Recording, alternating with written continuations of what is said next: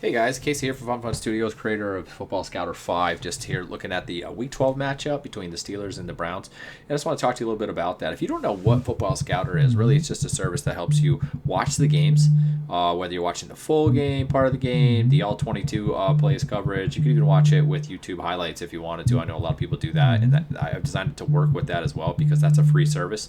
And you wouldn't want to get Football Scouter 5 and then have to, go out and then purchase access to full games as well. Of course, you can watch the games live while you do this as well, but just how often you might not have the access to be able to watch, say, the Steelers and the Browns on two separate live games on a Sunday.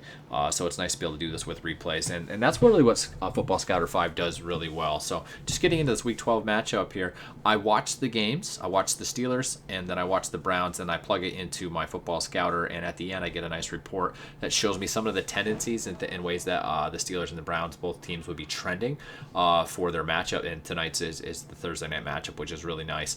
And what this really helps you do is if you want to play straight bets, or you want to place bets on players, or do drafts for players, or do a showdown, this really helps you kind of key in on where those key players might be and some of the tendencies for scoring. So just taking a look at the Steelers offense here, the green stuff is some of the things that the Steelers have been doing well, and the red is some of the things the Steelers have been doing poorly. And the purple and yellow are some of the things that the defense has been doing well and poorly lately. And you just take a look at that, and when you compare those, you could really start to key on, hey, where should the Steelers be game planning for the week? And this week you can see they're playing the Browns. And one area that's really sticking out to me, obviously, is they might key in on targeting, moving their tight end around and doing some stuff like the Saints like to do, moving their tight end around and getting them really involved. Also, you can see here the QB scrambles very well versus the Browns, and that's nice because it's Russell Wilson tonight with the Steelers, and that's something that is really sticking out. And then I usually like to at least look at the three highest purple bars, and that is going to fall on the running. So their offensive line versus the run, or with their run blocking, is really good. And so that keys right in with the running. So maybe the Steelers, their inside runner, whether it's Najee Harris or their second guy, Jalen Warren. Actually, I find Warren does more of the screenplay, so he does a lot of screens, but I don't see that the Browns are too weak to that. So I might be targeting those three areas right here. If you're ever in a pinch and you need to look and see how the kickers are doing, the kicker stats are on this side. This is kicker attempts. Projected kicker attempts versus kicks given up, and the Browns haven't given up a lot of kicks as of late, so you don't see much there, but the Steelers have been kicking the crap out of the ball as of late. So that's just where the kicking report actually ends up going over here. And everything on this side is just kind of the scoring probabilities of the team this week, and you can see as of late, the quarterback has been rushing the ball in, and they've been kicking the crap out of the ball.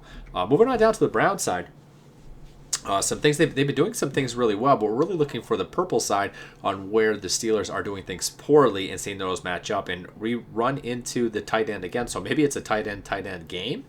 One thing I do find, though, as the green bar gets higher and the team starts doing things better, more people start to see that because those are in straight stats, and then you kind of get stuck in the crowd there. So I am hesitant sometimes to pick a giant green bar and a giant purple bar. Of course, you want to see that, but then you're not flying under the radar. Whereas if you could find something where there's not a lot of green and there's a lot of purple, it's kind of like that's how they're going to game plan new this week, and they haven't been doing it lately. So that might help you fly under the radar a little bit more to get a little different with some of your picks. But if you're just doing a straight bet, you're not worried about too much of the crowd. If you're jumping in like a draft game or a DraftKings game, you might be more in the higher owned area there. So looking over at the Browns real quick before this video gets out of hand, there's a lot going on in this matchup tonight. But just looking at the simple stuff, tight ends generally, you could get away with a little bit of better play there. I think it's Njoku here, so he did well last week, so it's going to be tough to dodge him. But if you're picking him up, there's a good spot there. The wide receiver has been doing well for the Browns. But I mean, one way you could get different here is they might target the wide receiver. Doesn't mean they're going to target their number one. You could look for their number two or number three. For the Browns, I remember Tillman was killing it near the end of the game when they're trying to launch it. So that might be one way to think right there instead of just going for Jerry Jeudy on the outside. So you can get a little different there, but just seeing this is an area, what else? this could fly a little under the weather right here. The quarterback scrambling, and it is Jameis Winston. So, I don't exactly totally trust him. He did throw the heck out of the ball. So on this side of the ball, I might be looking at, maybe a second wide receiver, number 2 wide receiver, and maybe Njoku, and then maybe load up on this side of the Steelers ball right there, and then see what kind of money I have left if I was doing a showdown. If I was doing a straight bet, I might be targeting a lot of the Steelers players and getting some sort of parlay going with all them right there. All right, this video is getting way too long now, but anyway, that's just a little bit about the Week 12 matchup. I hope these stats can help you out this week.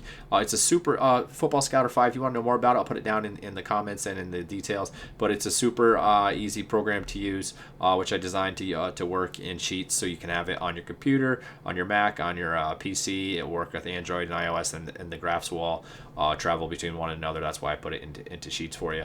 So if you want to see a little bit more of that, check us out. I'll put the details down there, and I hope you have a good Thursday night. All right, see ya.